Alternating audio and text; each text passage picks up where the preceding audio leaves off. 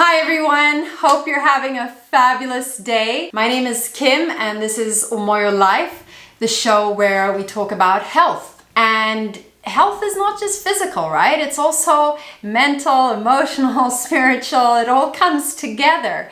And today we're really gonna look at the mental as we delve into mindsets. So mindset is all about how we view ourselves, how we view our ability, our intelligence, and it turns out that this really affects how we lead our lives and whether we're successful or not. And the concept of mindsets was really developed and researched by Dr. Carol Dweck. And it started with a very simple question that she posed. She's a psychologist, an American psychologist, and she was wondering, well, what makes people so different? And not just adults, kids as well. Because what she found was if she had a group of kids, and they did this in research, and she gave them puzzles, ranging from very easy puzzles to quite hard puzzles, she found that some of the kids would stick to the easy puzzles and just do them again and again and again, whereas another set of kids, they would get bored with the easy ones and challenge themselves with harder and harder puzzles all the time. So what makes them so different, right? And this is a question that scientists have asked themselves for a long period of time. I mean, is it the size of our head? Is it the shape of our head? Is it our background, our genetics, our home environment?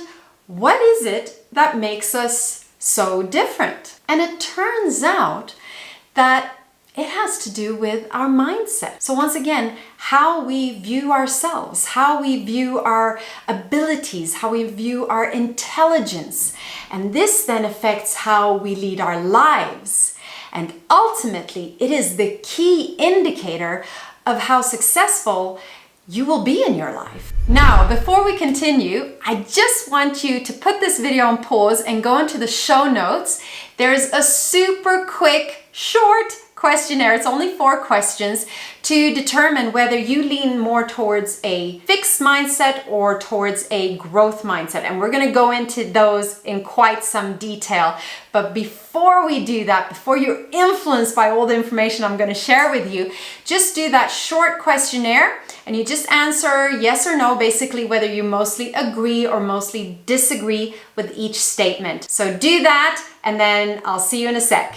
Okay, so I hope you answered the little questionnaire. So basically, with mindsets, there are 2 types of mindsets. You have the fixed mindset and the growth mindset. So what's the difference? With a fixed mindset, you basically believe that your abilities and intelligence, talent, basically that it is fixed. You were given a certain amount and that's it. It's kind of set in stone. There's nothing you can do about it. It's like, okay, this is your intelligence, go out in the world and prove yourself. So that's a fixed mindset. A growth mindset, on the other hand, there you believe that your abilities and intelligence can be changed. It can be improved through effort, through hard work. So essentially you're believing that actually your potential it's not limited. It really just depends on how much effort and hard work you're willing to put into it. So these 2 different beliefs lead to very different behaviors and hence very different results. So let's take a look at this. If you have a fixed mindset and you believe that your abilities are unchangeable, then you're going to go out wanting to prove yourself again and again and again, basically wanting to prove that you're right. And it becomes more important to be correct and right, really, than learning. Also, it becomes setbacks and failures become quite problematic for you, because if you believe that, okay, I only have a certain amount of ability and intelligence and I can't change that, and I did this task and I failed at it, well, it means that I wasn't good enough. I'm not good enough. I'm not smart enough. I'm not intelligent enough. I'm not talented enough to do that or to succeed at that. So people with a fixed mindset tend to take setbacks as something very personal. And that can be problematic because it can lead to then simply not wanting to try, because if you try and you fail, it means that you're not good enough. So it's easier just to sit back and say, okay, I'm not even gonna go there. Now, someone with a growth mindset, they see challenges as something very different because it's something that they can learn from. So setbacks for them or failures for them, it's an opportunity to learn. They don't take it so personally. So that's one of the main differences. So now what I want you to do is just go back to the questionnaire in the show notes and see how you answered the questions. And if you answered yes to question 1 and 2, it means that you probably lean more towards a fixed mindset. And if you answered yes to question 3 and 4, you lean more towards a growth mindset. Now, the thing is that it's not like you have to be either one or the other. You can be a mix, especially in different areas of your life, but most people tend to lean towards one rather than the other. So do that. Check out whether you're more of a fixed mindset or growth mindset. So in that questionnaire that you just took, the word intelligence can be substituted with other words. So you can substitute it with sports ability, artistic ability, even business ability, whatever you want, and see if you answer the questions differently. So it could be that you might believe, for instance, that artistic ability is something set in stone. So you might have a very fixed mindset regarding artistic ability. But then it turns out that people who would be regarded as having zero talent when it comes to artistry, creativity, right? Drawing, for instance, when they take drawing classes or painting classes, just a few of them, they can dramatically improve how well they draw or how well they paint. So even something like creativity or artistic ability is something that isn't set in stone. It's something that can be improved through a bit of hard work and effort. So what I want you to do is just substitute that word intelligence with other abilities and see if you answer the questions a bit differently. It can be certainly possible to have a fixed mindset in some areas of your life and a growth mindset in other areas of your life. You might then ask, well, can we actually change our intelligence? I mean, is that even possible?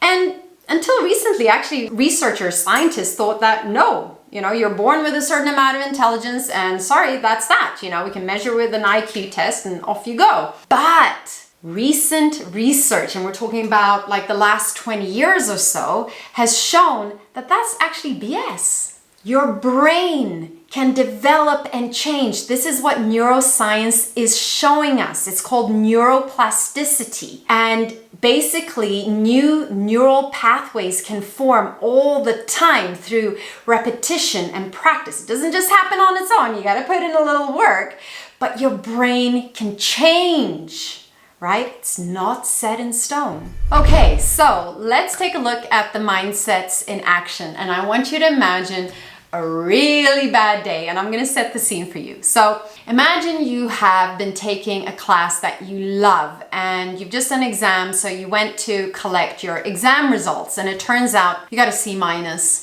and you were expecting a much better grade, so you're quite disappointed with that, right? And then on your way home, you lose your wallet and you had quite a lot of money in there. And then when you get home, you call your friend to complain and get a bit of sympathy, and they just brush you off. A really bad day. So how would you feel? What would you think? What would you do if you had such a day? Well, it turns out how you react to such a day depends very much on your mindset. So people with a fixed mindset would think, oh, I'm a reject. I'm obviously not smart enough. Everyone else is smarter than me. So that would be how they would react to like the test results. And then with the wallet, losing the wallet, they're like, oh my gosh, someone stole my wallet. Someone out there doesn't like me. The world's out to get me. Life is so unfair. And so on and so on. And then with a friend, they're probably gonna, when the friend brushes them off, when they call them in the evening, they're probably gonna react in a way where they think, oh, my friend doesn't like me anymore. I don't have any true friends. Nobody cares. So it's a really shitty day all around. So that's someone with a fixed mindset. If we look at someone with a growth mindset, they're still gonna think it was a really shitty day because it was a bad day. But probably not going to take it so personally. So they might think, oh my goodness, that was a tough exam. I completely underestimated how hard that was going to be. I need to clearly study more. Maybe I even need to get a tutor to help me a little bit. And then with a wallet, I will never put my wallet in my back pocket again. It must have fallen out. Oh, wait a moment, maybe I should go to the police and see if someone maybe handed it in. And then with a friend who brushed them off in the evening when they called them, they might think something along the lines of, oh, my friend must have had a really shitty day. I must find out what's going on with my friend. So it's the same day. Yes, it was a shitty day, but the person with the growth mindset doesn't take it as personally. They're not a complete failure because of the day. So is success about learning or proving that you are smart? Let's go back to the children with their puzzles. So children with a fixed mindset, they were the ones who wanted to do the easy puzzles again and again and again because it proved that they were good enough. It proved that they were smart, right? They shied away from the hard puzzles because that might expose a deficiency in their intelligence. Whereas the kids with a more growth mindset, they couldn't understand how someone would want to do the same easy puzzle again and again and again. For them, they wanted to challenge themselves and try the harder puzzles. And of course, they kept learning when they did that. And there was a really interesting study that they did in the University of Hong Kong. Now, this is a university where everything is in English. So the lectures are in English, the textbooks are in English, the exams are in English, everything's in English, yet they get a lot of students who aren't fluent in English. And what the researchers did, that they showed up on the first day, the first semester, and they knew already which students were not fluent in English. And they approached them and they said, if the faculty offered a course in English to people who needed to improve their English, would you take it? And they also measured the students' mindset, so whether they leant more towards a fixed mindset or a growth mindset by asking simple questions, kind of like the questionnaire that you did from the show notes. And then the researchers went back to see, well, who said yes to the English course? And what they found was really interesting because the students with a growth mindset, they said yes almost immediately because they saw an opportunity to learn. So of course they would go for that. But they found that the students who had more of a fixed mindset were actually not that interested in the course. And of course, the reason for that is because it might expose that they might have some deficiencies. So they weren't that interested to put themselves in that situation. Now, the interesting thing is that we can actually see these differences in people who have a growth mindset compared to a fixed mindset. We can see differences in the brain, how the brain lights up, basically our brain waves. And what the researchers did in a lab is that they hooked people up to electrodes, which are connected to a computer, and they can then see when the brain lights up, right? And with the group of people, they would ask difficult questions and see how the people responded and how their brain lit up. And then they gave them feedback. And the interesting thing is this.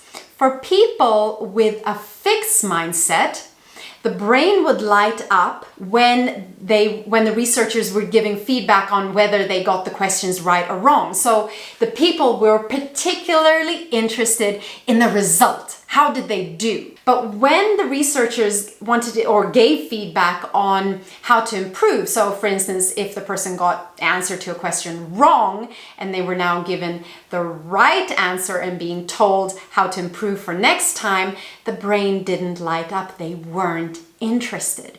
It was only the growth mindset people whose brain lit up when they were given that feedback on how to improve because their priority was to learn. So we can see it in the brain. Mindsets also change the meaning of failure. So for someone with a fixed mindset, failure is going to be a massive problem, and they're going to go to extremes to avoid it because they don't see it as separate from themselves. Because if I failed at something, then it means that I wasn't good enough. I wasn't talented enough. I wasn't intelligent enough. I am a failure, right? So success becomes very important for people with a fixed mindset, and they will go to lengths to try and achieve that success, even to the point of cheating, certainly making it someone else's fault and giving all sorts of excuses and blame, right? Or even breaking the rules, because it's so important that they succeed. However, failure for someone with a growth mindset, it doesn't mean that they like it. I don't think anyone likes failure, but they wouldn't define their self-worth through that failure. And someone with a growth mindset would understand that, if we want to achieve success, the road to success, there's going to be a lot of failure along the way. And they are generally more comfortable with that failure as long as they feel that they are also learning. So you can think of it as someone with a fixed mindset. Failure, it's like an identity. I am a failure. Whereas someone with a growth mindset, it's more like an action. I failed. So if you think of I am a failure compared to I failed, very different. Mindset also changes the meaning of effort. Do you know the story of the tortoise and the hare, right? You've heard the story, right? There's a tortoise, there's a hare, they're gonna race. 3, 2, 1, go! Off the hare sprints, super, super fast, miles ahead of the tortoise who's going just very, very slowly. But when the hare sprints ahead, he feels, well, I'm so far ahead, I might as well just sit down and rest for a little bit.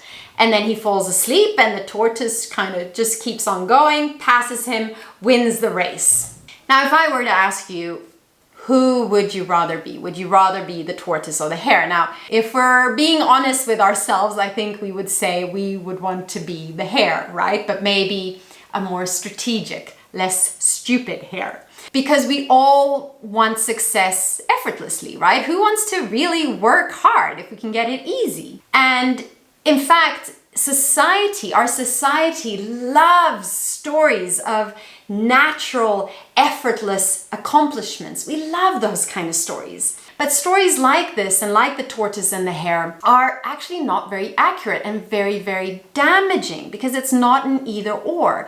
And rarely do we see any successful person who hasn't had to work really, really hard to get that success and get to where they are. They didn't just have natural talent and that's why they became successful. They had to put in the work. I mean, if we look at Michael Jordan, probably one of the most successful sports people of all time, he got rejected from his high school basketball team. And it was only when he started putting in the work that he started seeing results and started getting somewhere. And if you read the book Relentless by Tim Grover, his coach, Tim really talks about the hard work and the mindset that Michael Jordan had, outworked everyone on the team. Even someone like Muhammad Ali, he was not considered a natural boxer, yet he became one of the most celebrated boxers in the world of all time. What set them apart from others? It was the incredible hard work that they put in. Now, if you have a fixed mindset, then you're probably going to feel like, well, if I'm good at something, I should not have to work very hard at it. And so effort becomes something that's avoided or not really regarded as something good, a positive quality. And it's almost like if you walk past someone who is studying really hard for an exam, you might think, they're putting in so much effort, they must not be very smart, right? So it's something like it's frowned upon. Because someone with a fixed mindset, their worst fear is really putting in tons of effort, really giving it everything they have, and then failing. Because that is categorical evidence that they were not good enough, not talented enough, not intelligent enough. So they fear that effort. And Effort also robs you of all your excuses, because if you put in the effort, you can no longer say, oh, I could have been that. I could have been that sporting great, or I could have been that entrepreneur or that dancer or whatever it is. But once you put in the effort, you can't say that anymore. So it robs you of your excuses. So when do you feel smart? Well, it depends on whether you have a fixed or a growth mindset. So someone with a fixed mindset, they would probably feel smart when they get all the answers correct, when they do everything perfectly, when they do something really quick and easily and other people struggle, right? So it's about being perfect right now. Whereas someone with a growth mindset, they would feel smart if they have worked really, really hard and suddenly they understand something, or they put in a lot of effort and now they know how to do something. So it's not about immediate perfection, it's about learning something over time. Like the saying goes, becoming rather than being. So let's look a little bit about how mindsets developed in our kids, for instance. And a lot of it has to do with language, how we speak to our kids and how we praise them. And certainly teachers, coaches, parents, we all have an effect on the kids we interact with. And no one intentionally undermines learning. Obviously not, but it's just through the language we affect kids, right? And we affect them to whether they fall into more of a fixed or growth mindset as they grow up. So let me give you an example. Let's say my daughter comes to me and she's very happy. She's painted a painting and she wants to show me, and I go, wow, that is so beautiful. You are so talented. Now, the next time she wants to paint, she might think twice, because what if her painting is not as talented as the one before? So if we keep praising talent and how good they are, then we're setting expectations for kids, very high expectations. And what may happen is that they then fear that they won't live up to them, and hence maybe not try at all. I saw a really interesting movie not so long ago. It's a very old movie, Searching for Bobby Fischer. Maybe you've seen it, but it's about a little kid. He's a chess genius, very, very talented. Everyone tells him that. He wins tons of tournaments, tournament after tournament. But then one day there is this other kid who's also very talented. And suddenly the first kid, he refuses to play in any tournaments again. He doesn't want to play this kid. Why? Because the focus has been so much on the results. And what if he were to fail to this other kid? Then it would prove that he actually isn't that talented, right? He's not as good as everyone thought. So he just doesn't want to play at all. It's that fear of failing. And that somehow reflects very badly on you as a person, right? I am a failure, not I fail. Very much the fixed mindset. Anyway, eventually the father figures this out, and very smart, he basically removes the kid from the chess world and takes him fishing for like 2 weeks. So the kid realizes, well, it's not all about the chess, right? I have a life outside this as well. So even if I fail to this other kid, I'm not a failure. And sure enough, when he comes back, he does the tournament against this other talented kid. I mean, it just so happens he wins, but that's not the point. But anyway, going back to my child who's presented me with the painting, instead of saying, wow, you're so talented, I could instead praise the process. So I could go, wow, that is incredible. I can see how hard you have worked on that painting, and the colors, they work so well together. Well done. So the difference is I'm now praising the process rather than just the results. I'm praising the effort. And that's really what you have to do if you want to encourage a growth mindset. So you focus on traits that can be developed rather than just talent. So how do you change your mindset? Well, firstly, you got to recognize that, a growth mindset isn't just good, it is supported by science. So you got to take it seriously. You got to be committed to change. And it's not something that's just going to happen overnight. You're going to have to work at this, right? Because you're used to thinking in a certain way. And then you got to be very vigilant with yourself, listening to that inner voice all the time. And whenever you hear that fixed mindset creeping up, that critical voice telling you that you can't do that, you got to come full force with that growth mindset saying that actually I can learn that if I really want to. And a wonderful way of thinking about it that I certainly use for myself. So whenever I think I can't do that, I just add a little word at the end, and that word is yet. I can't do that yet. Because if I really want to, let's be honest with ourselves. A lot of times we say things, I want to do this, I want to do that. But are we really willing to put in the work? A lot of the times we're not. But if we decide with every fiber of our being that we want to do something and we're going to, whatever it takes, we're going to put in all the effort and time needed, then we can do it. We just can't do it yet. Guys, this is such powerful stuff. Mindsets and how we think about ourselves affects every area of our life. So yes, how we think about ourselves and the life we lead, and ultimately whether we're successful in life, how much we achieve in life.